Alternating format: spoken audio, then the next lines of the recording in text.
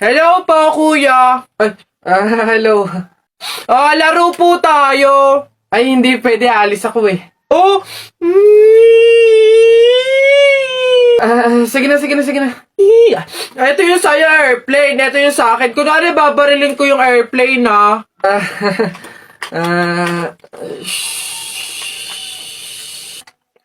Tumatawag si sir. Hello, sir. Opo, Roger. Kasama ko po yung partner ko po. Kuya, kausapin mo daw. Sasabihin ko.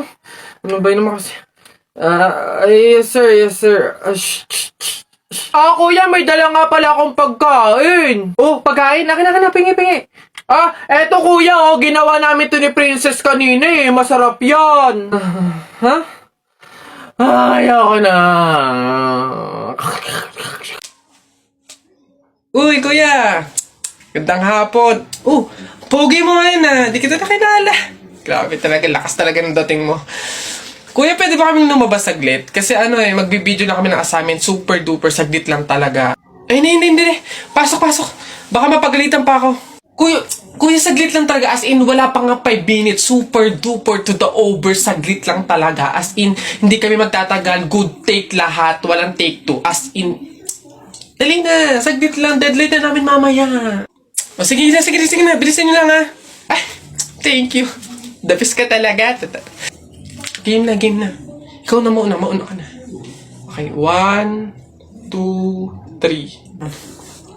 Ang kapal ng mukha mo! Niloko mo ko!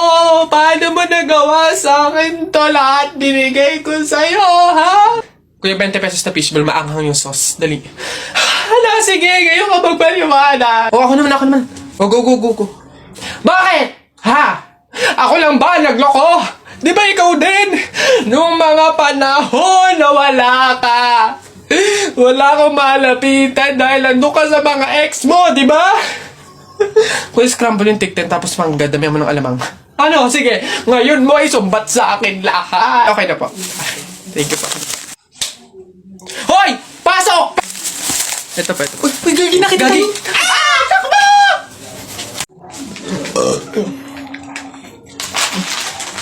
Ilan ba nakuha ko? 1, 2, 3, 4. Madami pala. Kala ko kaunti na ako. Masarap yung kape, pero kailangan ko ng ibang drink, syempre. Kaya, buti nakakuha ko din. Ay, shucks! Hindi grapes yung nakuha ko. Ba yun? Okay na ngayon. Ang sarap nung kape, pero feel ko kulang to. Buti na nakakuha ko nung madami sa kanila. Hindi naman nila iinumin lahat, hindi naman ubos yung lahat eh. Ganyan. Madami ako. Paano yung kutkutin mamaya? Buti talaga madami akong nakuha kasi feel ko magugutom ako mamaya. Kaya kailangan ko ng kutkutin. Madami-dami din tong mani. Kakabagot naman. Ay, pre! May challenge ako sa'yo. Ano na naman yun? Wag na nga pala. Pang tunay na lalaki nga lang pala yung mga challenge ko. Wag na. Bakla ka nga pala. Wag na. Kulit naman, sabing walang bakla dito, tol. Sige nga. Duraan mo nga yung hawakan dun sa hagdan. Dali. Yan. Ang dali-dali lang yan. Minsan hirapan mo naman, ha? Minsan. Dali-dali. Ita mo, ha? Wait lang, ha?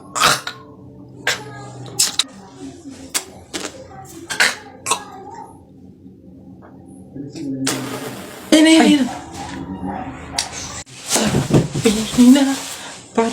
Yak. Gagi, ano to?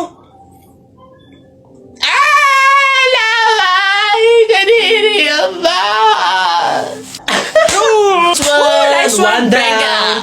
Tingnan natin yung iba. Ay, Gagi, si Sir nahawakan. Shucks, Gagi. Takaw! Patay ka na naman.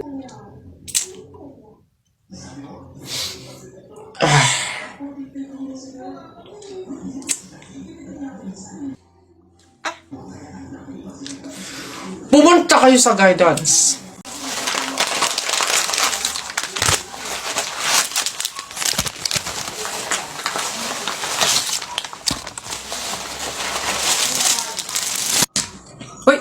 Hoy, anak, ano yung ginagawa mo? Bakit ka naman nag-uwi ng pagkain na galing sa burol ni Katay nyo? Dami naman nating pagkain dito Nakakahiya ka. Tsaka alam mo, masama yan ha. Ang pamahiin ng mga matatanda dyan kapag nag-uwi ka ng pagkain na galing sa burol, naku tsak may mga kapitbahay tayong mamamatay din. Yun nga mama Kaya nga ginawa ko yun. Kaya kumuha ko ng mga pagkain doon sa burol at dinala dito sa bahay natin para mamatay na yung mga kapitbahay natin. Lalo na yung si Aling Marites. Alam mo ba ma?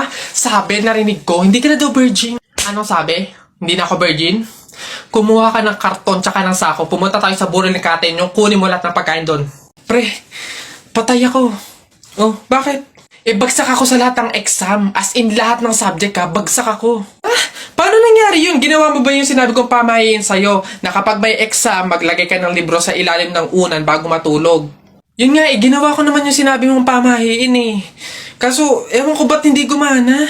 O, yun naman pala nakalimutan mo pa rin yung review mo? Ha? Ay, kailangan ba mag-review? Ay, naku naman. Naglalagay ng libro sa ilalim ng unan bago matulog kapag may exam para hindi makalimutan yung ni-review. Kaya pala hindi gumana. Akala ko maglalagay ng libro sa ilalim ng unan bago matulog para para magkasagot yung exam. Yung pala kailangan mag-review. Ay, Bona ka! Tayo, pabunot pa ako. Ano po yung mga papremyo? Lombans, hairband, calculator, paper Ayun yung kotse pong blue. Ayun. Pabunot to. Ano? Tagal. Ito. 127 po. Ito po. Wala. 21 po. Meron? Wala ulit. Ba't wala pa rin? 1. Gusto ko yung laruan na yun 1 pa 1. Wala. Wala pa rin. Ubus na pera ko 85 po. 85. Huwag ka na umasa. Wala. Wala pa rin. Ang daya naman yan. Ang daya. Wala madaya dyan. So, dyan bulok ka lang. Umuwi ka na. Ito, last one ha. 42 po. Meron? Wala. Ano ba yan? Wala na akong pera. Daya naman yan. Huwag na nga. Excuse me. May tatanong lang sana ako. Ay, sige po. Ano po yun? Kaibigan kasi ako nung namatay. Ililibing na, di ba? Napansin ko kasi wala yung taga-sigaw. Wala ba kayong nilagay? Ay, bakit po kailangan ng taga-sigaw? Kasi di ba kaya siya namatay kasi pinatay siya? Nahuli na ba yung pumatay? Ay, ganun po ba? Hindi pa po nahuli yung suspect O, hindi pa pala. Ang pamahiin kasi dyan, para daw makonsensya yung pumatay dun sa tao, is kailangan pag ililibing na, maglagay daw ng taga-sigaw para sumuko na yung pumatay sa kanya. Sige po, ako na lang po, yung sisigaw. Ay, ikaw na lang. Sige, mabuti. Ayos, sige.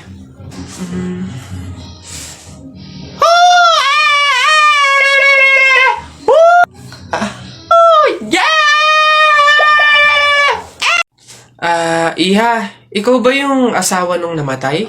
Ay, opo, ako po. Bakit po? Gusto ko lang sabihin na mamaya sa libing, bawal kang kasunod sa prosesyon ng patay. Ay, bakit po? Pasensya na Iha kasi di ba pamahiin na kapag daw kasunod sa prosesyon ng patay yung asawa, maaari daw na siya yung sumunod na mamatay. Maigi na yung nag-iingat. Ay, opo nga, mas mabuting sundin na lang po, no, kaysa may mangyari pang masama. Sige po, gagawin ko po. Oo, kaya siguro dumaan ka na lang sa ibang lugar para makapunta dun sa sementeryo. Wait lang po. Hello, ate! Oh, hello, bakit? Ano ba, nasan ka na? Ililibing na tong asawa mo, oh. Ay, pasensya na ka mo kasi may sinunod pa akong pamahiin na dapat dumaan muna ako sa ibang lugar para makapunta sa sementeryo. Hintayin ka mo ako dyan mga 4 hours. Nak! Nay! Bakit? Mamaya bago ilibing yung lolo mo, kunin mo yung pera sa kamay niya, ha? Ha? Grabe naman, bakit kukunin? Kasi pamahiin daw, swerte daw yung pera na yun. Dali. Ay, totoo, Nay? Sige. Lo, tabi-tabi lang po muna ha. Kukunin ko lang po yung pera kasi sabi po swerte daw po yun. Hoy! Anong swerte-swerte? Walang makikinabang na swerte ko hanggang sa huli kong hantungan. Dadaya ng mga to swerte-swerte. Ako na nga tong namatay, aagawan nyo pa ako ng swerte. Makaranas man lang ako ng swerte sa langit, no? Akin yan! Swerte-swerte. Ayan na. Sige. Nak, manganganak ka na ha. May pamahiin tayo dyan. Oo, Nay. Ano nga ulit yun? Huwag kang magagalit o maiinis kapag nanganganak ka na. Ha? Bakit? Kasi daw maaaring magkaroon ng kapansanan yung anak mo. Kaya pigilan mong huwag magalit, huwag mainis. Sige. Pipilitin ko. Ayan na, ma'am. Nakikita ko na yung ulo. Konti na lang, ma'am. Iri pa na. Konti, ma'am. Ayan na. Ayan na. Ay, naputol ko yung ulo ng bata. Ay, ano? Ay, anak, pamahiin. Pilitin mo huwag magalit. Dali. Okay. Chill. Pamahiin. Sige, nurse, kabit mo na lang mamaya. Uy, pre, dadaan tayo ng tunnel, di ba? Oo. Bakit? O, sakto. Alam mo ba may pamahiin dyan? Ha? Pamahiin? Sa tunnel? Ano yun? Ang sabi kasi nila, kapag daw dadaan ka ng tunnel, huwag ka daw hihinga hanggat hindi ka nakakalagpas sa dulo. After mo daw makalagpas, ayun na, make a wish, tapos ayun, matutupad daw. Try natin. Ha? Baliw ka, pre, hindi pwede. Ang haba ng tunnel na yan, oh. Pang mga maiikling tunnel lang ata yung mga sinasabi mo. Mamatay pa tayo dyan. Pre, wag kang KJ, ayan na, oh. Sayang yung pagkakataon. Go na, minsan lang to. Oh, ayan na, pre, ayan na. 1, 2, hati ka lang. 3, go!